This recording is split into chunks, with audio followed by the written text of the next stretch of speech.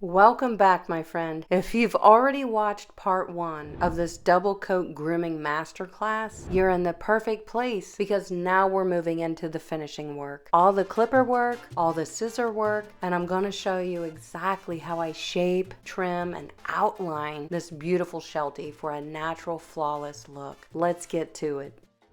I have my Joy-Z Hornet 5-in-1 clipper set to a number 10 blade only here, guys. And I know there's some mats back here, so I'm carefully separating the hair so I can see right to the skin. And I'm going to position the blade of my clipper between the skin and the mat, and it's just going to fall right out. Same thing behind her other ear. She has a couple little mats in here between the skin and the mat, and just a little bit of pressure lifting up with your clipper, it's going to come right out. Now I'm going to shave just right around her anus. Mom's complaining she's getting a lot of poop stuck here, so we don't want that. I am just going away from her anus in all 4 directions, only about 1/4 of an inch past her anus, just to open that up. We would not do this on a show dog. Switching to a 15 or a 30 blade, I'm going to gently clean out in the V shape here, the pads of her feet. Gently just pull back with your clipper to open up that V, and in a V shape, shave the pad nice and clean. Keeps her feet clean. We're going to do the same thing on all 4 of her feet. Work your way around the dog. I want you to remember to do all your clipper work at the same time. This is the way I would handle any full groom as well, guys. I do all my clipper work first, and then I go to the scissor work. That's how you stay on track when you're grooming. This is the last bit of clipper work that I'm going to do with Penny, is the pads of feet, and then we're moving on to scissor finishing work. Do all your clipper work first. Put your clippers down, you're done with them, right? It keeps you on track. And here's another fun little tip that you might want to write in your notes. The 30 blade is what I'm using in the pads of her feet. I don't want to use a 30 blade anywhere else on this dog. It would cause skin irritation. So I save that for the last thing. That way I don't accidentally trim around her hiney or shave mats out of her ears with a 30 blade. The pads of feet are tougher. The skin is tougher. So I can use a 30 in here without causing irritation. It's time for the fun stuff. My favorite part, scissor work. I'm going to use anti-static spray. You're going to see me using that. The Love Chunker Shear, and I'm going to use my Sapphire 8-inch curved, and I'm going to use my 52 tooth blender. That is my Sapphire Shear made by Amy Lee. But we got to check our coat with our comb. Before we do any scissor work, am I able to get a comb through this coat?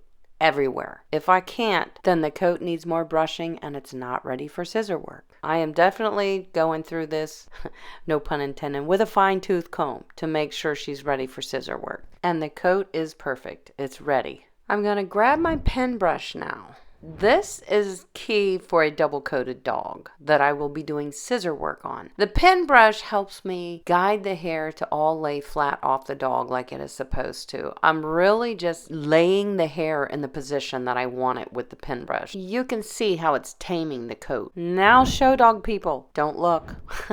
This is something you would not do on a show dog. Find the hock bone and where the tail bone is. We are going to create a whole underline on this dog, and we're going to get her tail off the floor. This is preferred in a pet trim. You don't have to do it. Carefully feel where that tailbone is. Find it, know where it is, hold on to it. Pull the tail down to the hock, protecting the tailbone, and trim it to the hock. This is going to shape right into our underline, and it's going to look symmetrical. It's going to balance the underline. Every time you trim something off of your dog, brush it out. Get all the little particles of hair out. They can cause tangles. Brush out her tail really good, but now I'm going to use those blending shears, and I'm going to soften that look. Just along the edge, along the outline of what I trimmed. Hold the tail straight out, know where the tailbone is so that you don't come anywhere near it with a shear, and just soften that outline. You can opt out of trimming the tail or leave it up to the client, but my clients like it because it's clean. Now here's the part you've probably been waiting for. A lot of people struggle with scissoring the pants. Before I do that, I'm just going to use my blending shears and tidy up right there where I opened up for her to go to the bathroom. And this is a pet trim, meaning we need to keep her clean, hygienic, and comfortable between grooming appointments. So that's why we're tidying up right here around where she goes to the bathroom, so that stays clean when she's laying in your bed or laying on your couch or sitting on your lap. But This is also an area that a lot of pet groomers struggle with. They're like, do I just take my guard comb in here and whack that stuff off? No, because it isn't going to look nice. It's going to look choppy. It's not going to blend. We need to create a shape. So we're shaping up from her anus to under her tail so it doesn't collect BM. Then we're shaping out from under the anus into the pants. Don't forget to use that Kenchi pen brush to remove those clippings. Go ahead and hit that subscribe button so you don't miss any of my free lessons. They're made for people who care about giving their dogs the best grooming experience possible. And go ahead and smash the like button.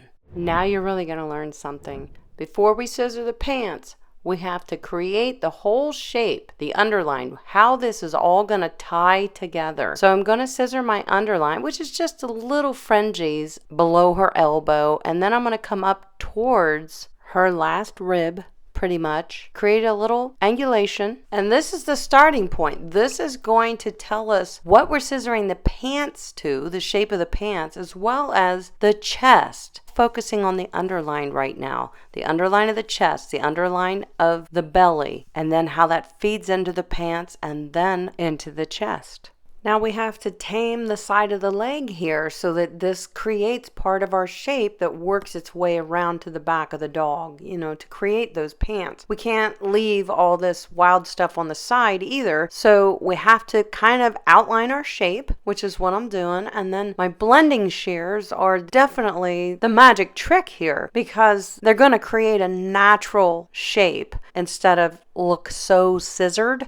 So I outlined it with my curved shears, which is not forgiving, as you saw. But now I'm refining that shape that I outlined with my curved shear with blending shears. And that got us started, right? So now I continue that. Curved shear, outlining, then to the blending shear, refining, and back and forth. So we're creating the shape, outlining the shape, with our straight or curved shear, and then we're coming in with our soft blender. This is a soft blender. It's not an aggressive blender, so it blends so naturally. You don't see scissor marks with this blending shear. By the way, these are my signature shears made by Kenchi. This is the Sapphire by Amy Lee Kenchi shears, and they are linked below. And I made them for us with comfort, precision, and affordability in mind. So notice that I am only working on the left cheek, the left side of the pants. Why is that?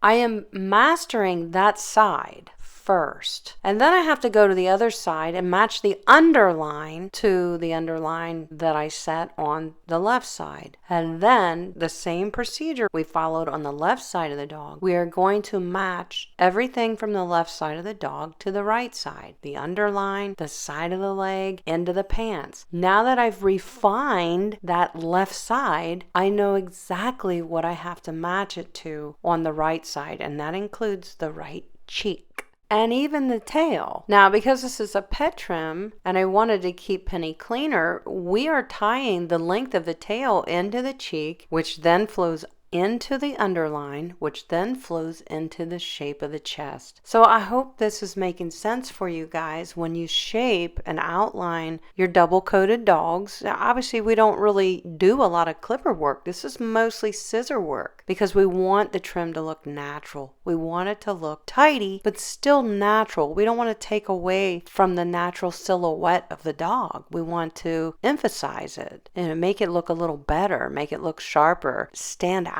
And another point I want to make here, guys, is without me preparing her coat so well before I picked up a shear, this scissor work, this type of precision could never happen. Her coat had to be perfectly deshed, perfectly straightened out through the drying process, combing, brushing. This scissor work and this refinement that I'm working here could never have happened. And now that I have the shape about where I want it, I can come in here with chunker shears. Now, they're not for everybody. I'd say chunker shears are definitely more for the intermediate to expert groomer because it's all about the angle too that you're using them. And you can't use these on every coat because you will see every scissor mark. This is an aggressive shear, the chunker shear. But you notice I did quickly go back to my soft blender. I just went in there with my chunker shear to really bulk off an area so I can refine it a lot nicer and more precise with my soft blending shear. And two, I'm using that pen brush a lot back here to brush out all the clippings as I'm scissoring. I don't want that hanging in her coat. Keeping the coat clean, your table clean throughout the process is important. Another thing that's going to help my accuracy with scissor work is anti-static spray. And I do love this one here from Bark to Basics. It's so affordable. I've linked it for you below. Everything I'm using, guys, is linked below. But the anti-static spray is lightweight,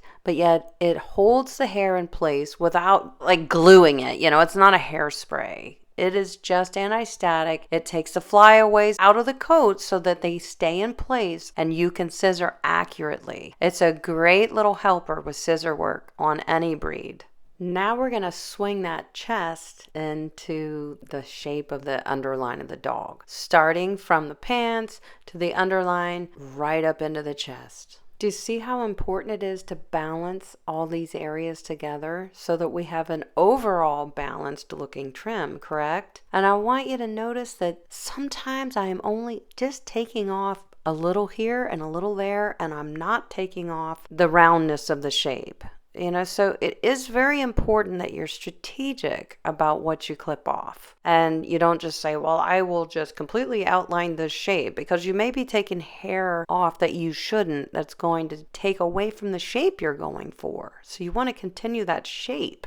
And here, keeping the roundness into the ruff, that's important. I'm only taking off what I need to. And that's going to go for the legs too. They can be tricky. There's a lot of hair here on these legs. And, you know, your golden retrievers, your Bernese mountain dogs, you'll find this too. But you really just want that hair to kind of lay down in the back and shape it into the foot. On the side of the leg, if it's bulky, if you're looking at the dog head on and it's bulky, you want to tame it down to the side of her front leg. You're just doing a lot of refining and continuing to flow shapes into one another, especially with a trim like this, guys. One of the most tricky parts for me on this trim is this right here, where we are swinging that underline up between her legs and into the chest. You really got to get yourself down on eye level with those scissors so you can continue that line. Pick the leg up as little as possible because that'll change the shape of her underline. So here I'm just kind of blending under her armpit and thinning that out, but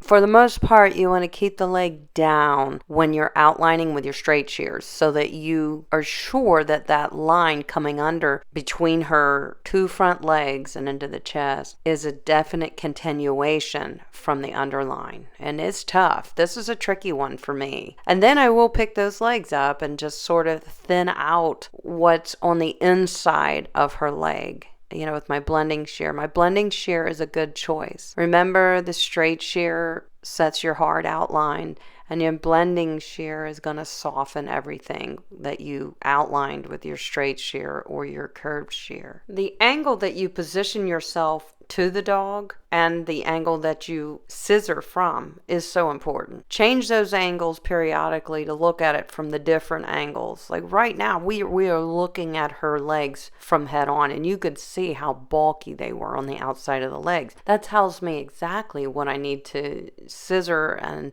blend and refine here to make the shape look nicer. So I like to swing that side around to the back before I really do trim the back of the front leg. And it's hard to comprehend all this from a video, guys. What really does it is when you just keep experiencing these grooms, you will teach yourself lessons, and you'll have light bulb moments. I remember Amy said that in a video. You know, it didn't even make sense to me when she was saying it, but now that I'm putting these practices into play on a real dog, things are coming together for me. You are going to notice that. You can't just study dog grooming and not really do it to get it. You have to do dog grooming and study it to get it. So don't be so hard on yourselves. We've all struggled. You learn your own lessons. You learn, oh, look what I did here. I see what I should have done. Now it's making sense. When you do make the mistakes, if you feel like the trim is unbalanced, you really study it afterwards. You take pictures of your grooms afterwards so you can look at it and be the judge of it. Because you will see what you could have done differently or should have done. And the next time you go to groom that dog and you push play, you'll be ready. You'll have a more strategic plan from mistakes. That's how we all learn. Are you watching how I'm gently lifting the coat and trimming it over my comb? I'm lifting it with my comb and then combing it into place and taking a look. Now, tying these ears in with the trim is a little tricky. You don't want to overdo it here. Let me remind you. So you can see I comb out everything forward. See, how is this laying? When she shakes her head, how's it going to lay? How's her hair going to lay? And that's kind of what I'm simulating here. Above her ear, she has a lot of extra bulk that doesn't need to be here. So I'm just going to protect it with my hand between her ear and the hair I'm trimming and just lightly trim it off. You make a snip, moving your shears up and off the coat so it blends.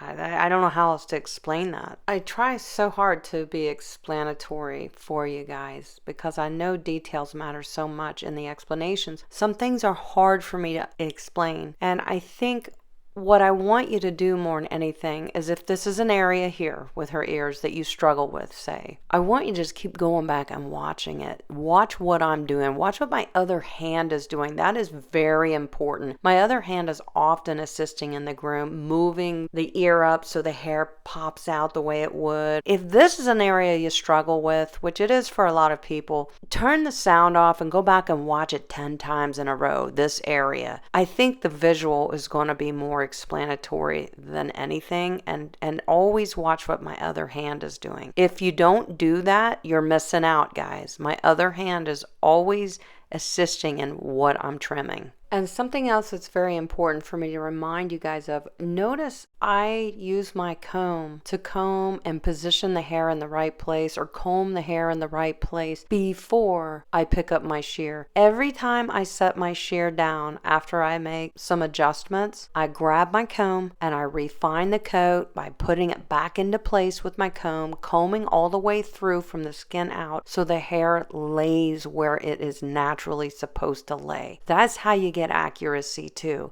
If you're not using your comb, every time you make a snip, put your scissors down, grab your comb, pick your scissors up, make your cuts, put your scissors down, grab your comb. Watch how often I do that throughout this video. That is on every single groom with any dog. You will notice that. And that's another thing that is going to give you beautiful scissor work. And after I've gone around the entire dog about twice, I'm continuing to dial in my scissor work to refine the shape. And last, we're on feet. Keep the foot on the table. Don't pick it up. There's no reason to pick it up when you're scissoring the outline of the foot.